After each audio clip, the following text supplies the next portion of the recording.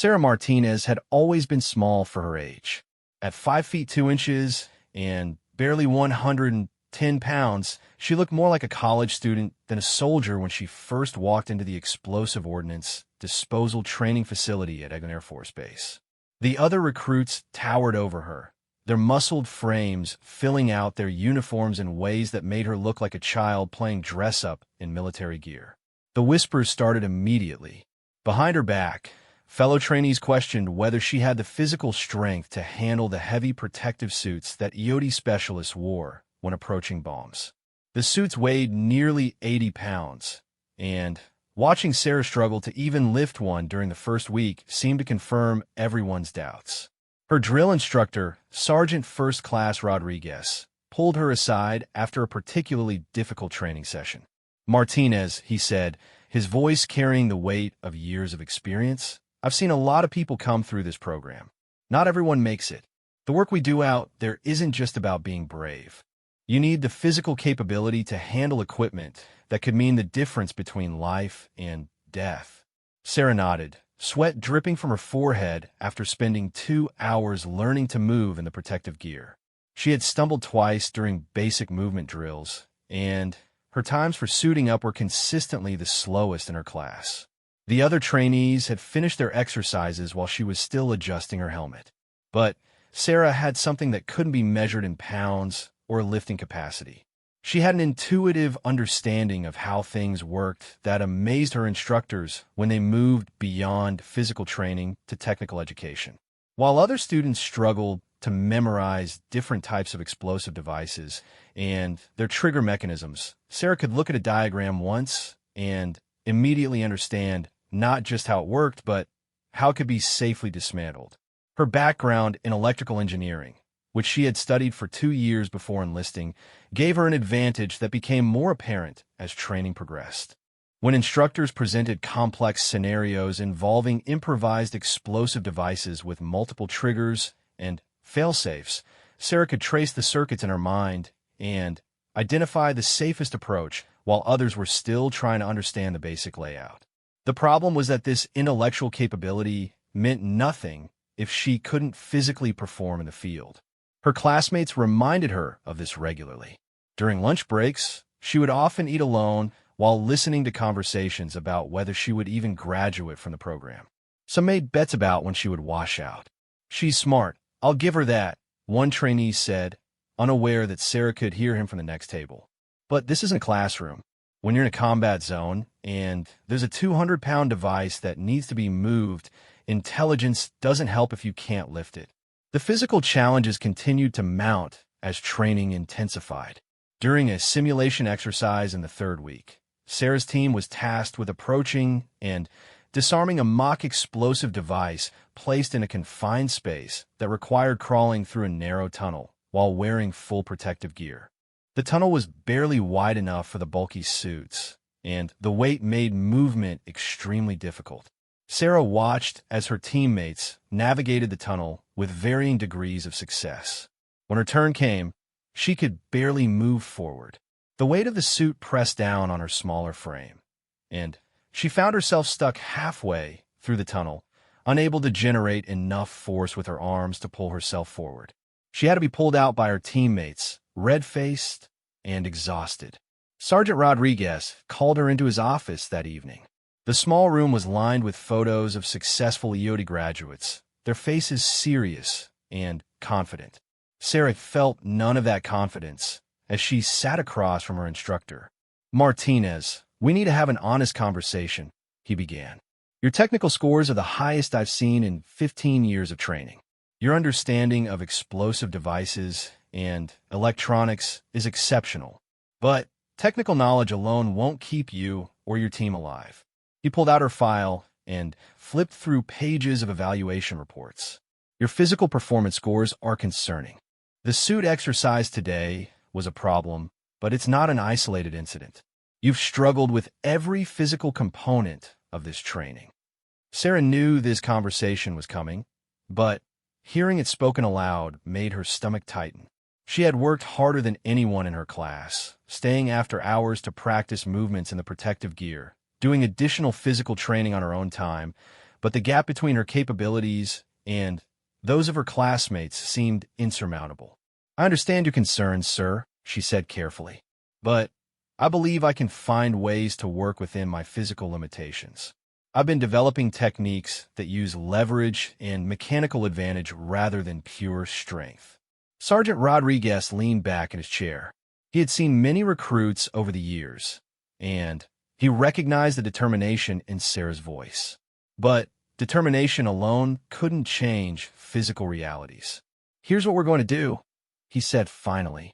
"You have 2 weeks to demonstrate significant improvement in your physical performance. If you can't meet the minimum standards by then, we'll have to discuss other career options that might be better suited to your abilities." That night, Sarah lay in her bunk staring at the ceiling while her roommate snored softly in the next bed. The 2 weeks felt both impossibly short and eternally long. She had joined the military specifically to become an EOD specialist after losing her brother in Afghanistan to a roadside bomb. The idea of giving up on that goal because she couldn't lift heavy enough weights or move fast enough in a cumbersome suit felt like betraying his memory. She began developing her own training regimen that focused on efficiency rather than strength. She studied the physics of movement in the protective suits, identifying ways to use momentum and body positioning to accomplish tasks that others completed through brute force. She practiced until her movements became fluid, finding ways to work with the equipment rather than fighting against it. The other trainees noticed her dedication, and gradually their mockery turned to grudging respect. Even those who had been most skeptical of her abilities began to acknowledge that she approached problems differently than anyone else in the program. Her technical insights during classroom sessions were helping everyone understand complex concepts better. But the physical challenges remained. As the 2-week deadline approached, Sarah knew she was running out of time to prove herself worthy of continuing in the program. The final test would determine whether her intelligence and dedication could overcome the physical limitations that everyone saw as insurmountable barriers to success in one of the military's most dangerous specialties. 3 years after graduating from EOD training, Sarah found herself deployed to Forward Operating Base Chapman in eastern Afghanistan. Despite the doubts that had followed her through training, she had not only completed the program, but had excelled in her technical evaluations. Her reputation for solving complex disposal problems had grown, though whispers about her physical limitations continued to follow her.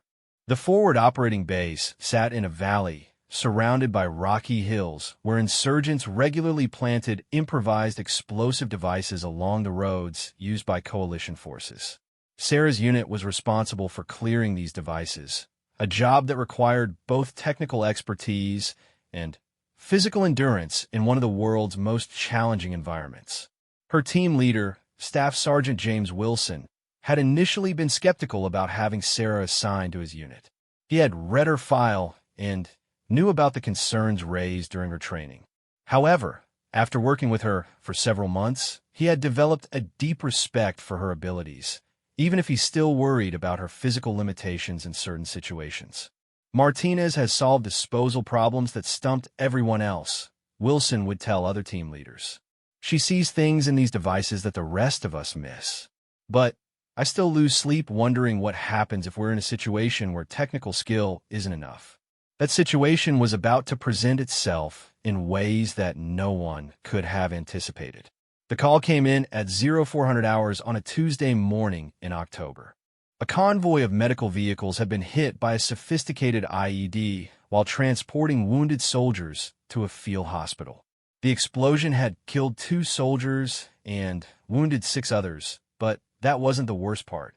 Intelligence indicated that insurgents had placed a secondary device designed to target the EOD team that would inevitably be sent to clear the area. Secondary devices were among the most dangerous challenges that EOD specialists faced.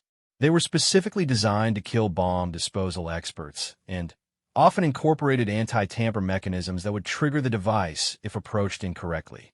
These bombs required extreme precision and often demanded unconventional approaches to safely neutralize them. Sarah's team arrived at the scene as the sun was rising over the mountains.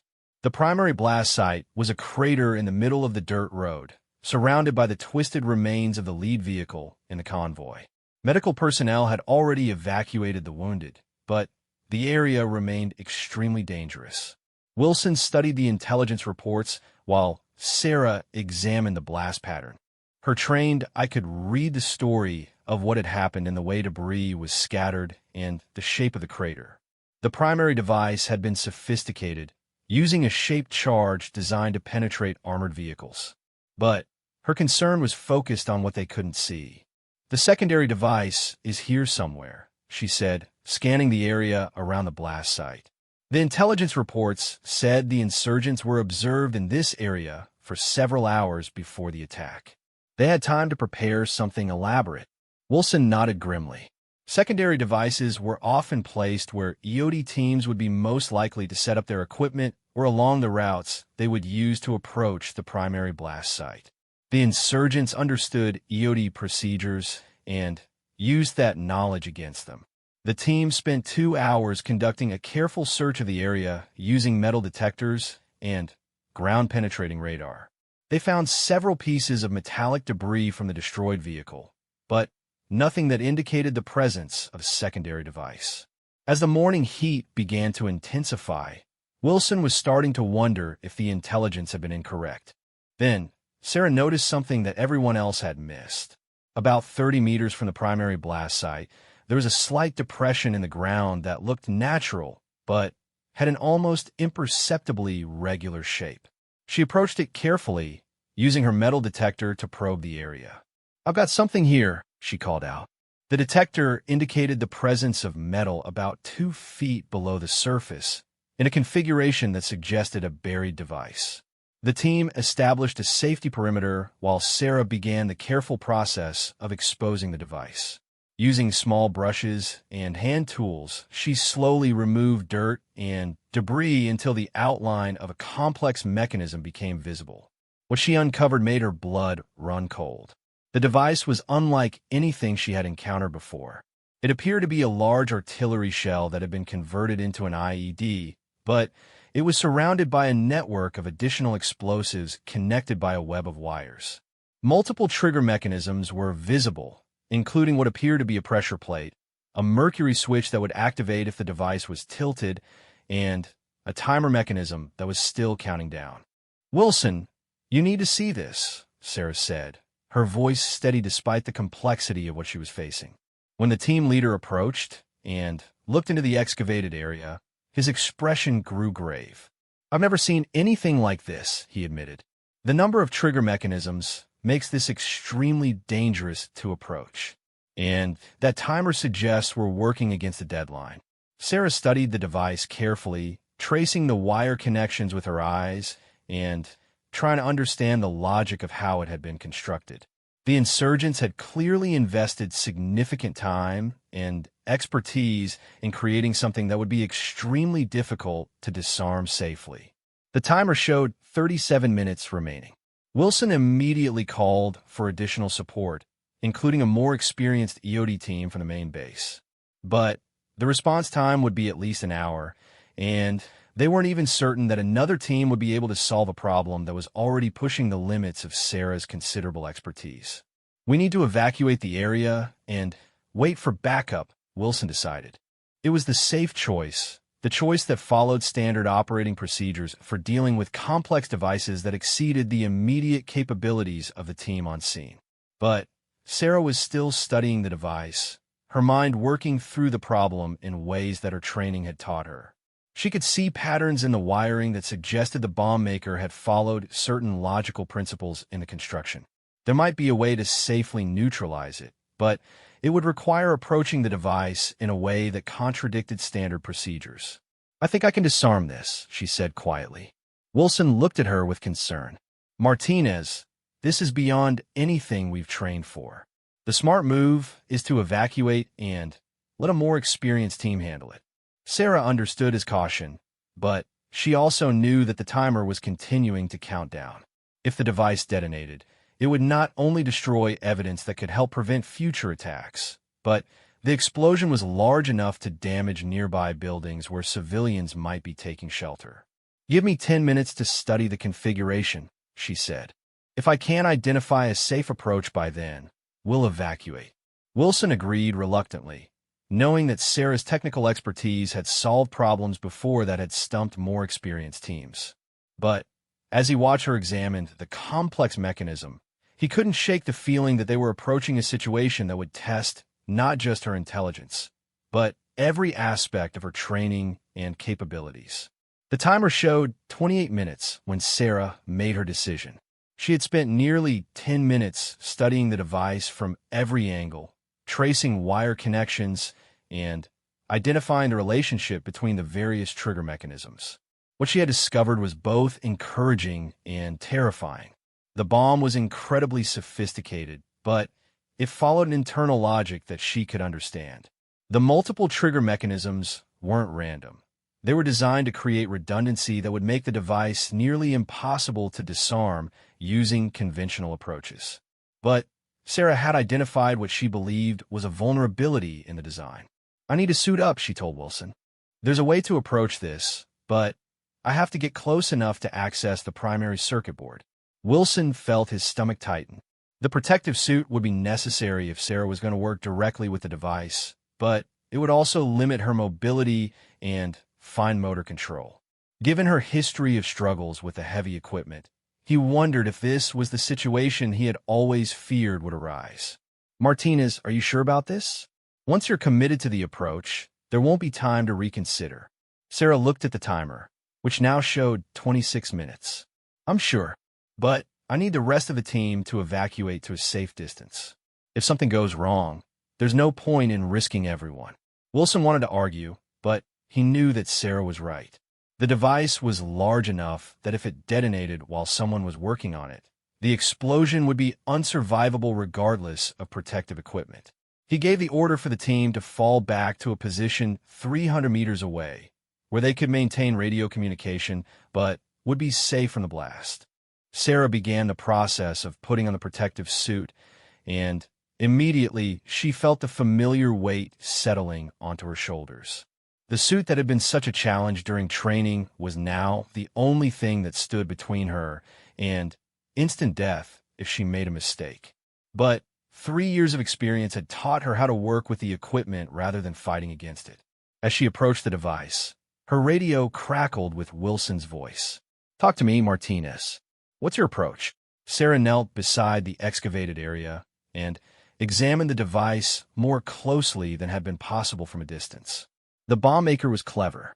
Each trigger mechanism is designed to activate the device if any of the others are disabled incorrectly. But they're all connected to a central circuit board that controls the timing sequence. She carefully traced the wire connections with her gloved hands, confirming what she had observed from a distance. If I can access the circuit board and interrupt the timing sequence at precisely the right moment, I can create a cascade failure that will disable all the trigger mechanisms simultaneously. How precise are we talking about? Wilson asked, though he wasn't sure he wanted to know the answer. I'll have maybe a 2-second window. If I'm early, the mercury switch will trigger. If I'm late, the timer will reach 0. The timer now showed 18 minutes. Sarah began the delicate process of accessing the circuit board. It was buried beneath the artillery shell and protected by a metal housing that had been designed to prevent exactly the kind of interference she was attempting. Using specialized tools, she carefully removed screws and metal plates, moving slowly to avoid jarring the mercury switch. Every movement had to be precise. The protective suit made her hands clumsy, and sweat was beginning to fog her visor despite the cool morning air. She could hear her own breathing amplified in the enclosed helmet, and she forced herself to focus on controlling her heart rate and maintaining steady hands. "I can see the circuit board now," she reported. "It's more complex than I expected, but the logic is still the same. The timing circuit is connected to all the trigger mechanisms through a single relay." Wilson's voice crackled through the radio. "What's your timeline?" Sarah glanced at the timer, which now showed 12 minutes. "I need about 8 minutes to trace the circuits and identify the exact interrupt point. That leaves me a 4-minute margin." But as she began working with the circuit board, Sarah discovered that her estimate had been optimistic. The bomb maker had included additional safeguards that weren't visible from the surface. Fall circuits designed to look like the main timing mechanism, decoy relays that would trigger the device if interrupted, and a backup timer that was running on a different schedule. "I've got complications," she reported. "There are multiple timing circuits, and I'm having trouble identifying which one is controlling the primary sequence." The timer showed 7 minutes. Sarah's hands were shaking now, not from fear, but from the physical strain of working in the heavy suit while maintaining the precise control necessary for the delicate work. She could feel perspiration running down her back, and her breathing was becoming labored. This was the moment that everyone had worried about. The intersection of technical complexity and physical demands that pushed her beyond the limits that had been questioned since her first day of training.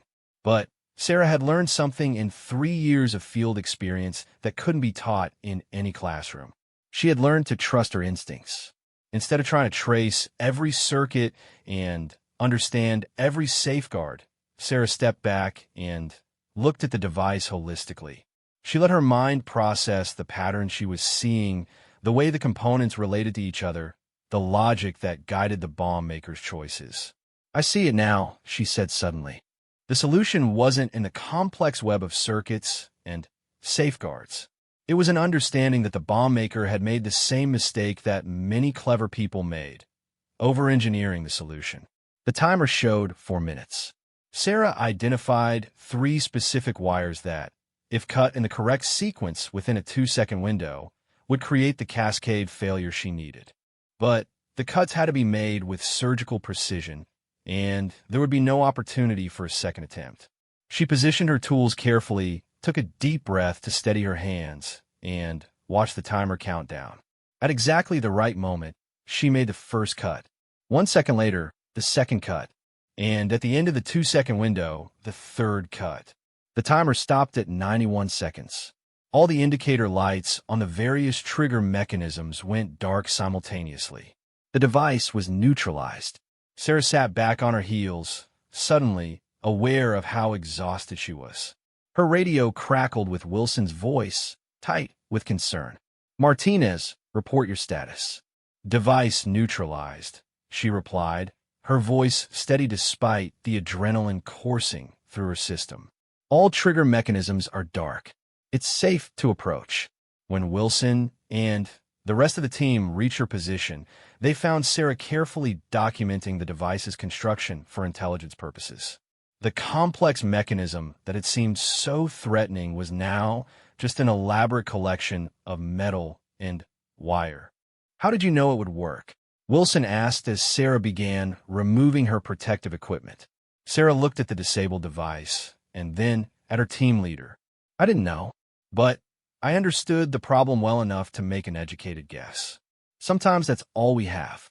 Word of Sarah's successful disarmament spread quickly through the EOD community. The device she had neutralized was later determined to be one of the most sophisticated IEDs that coalition forces had encountered. The techniques she had used became part of advanced training curricula, and her approach to complex devices influenced EOD procedures throughout the theater of operations. But for Sarah, the most significant outcome wasn't the recognition or the advancement in her career. It was the realization that the physical limitations that had seemed so important during training were just one factor in a complex equation. Intelligence, experience, intuition, and determination were equally important, and when combined effectively, they could overcome challenges that seemed impossible to solve. The doubts about her capabilities didn't disappear entirely, but they were now balanced by respect for what she had proven she could accomplish. Sarah had shown that strength comes in many forms, and that sometimes the most important battles are won not through force, but through understanding and precision applied at exactly the right moment.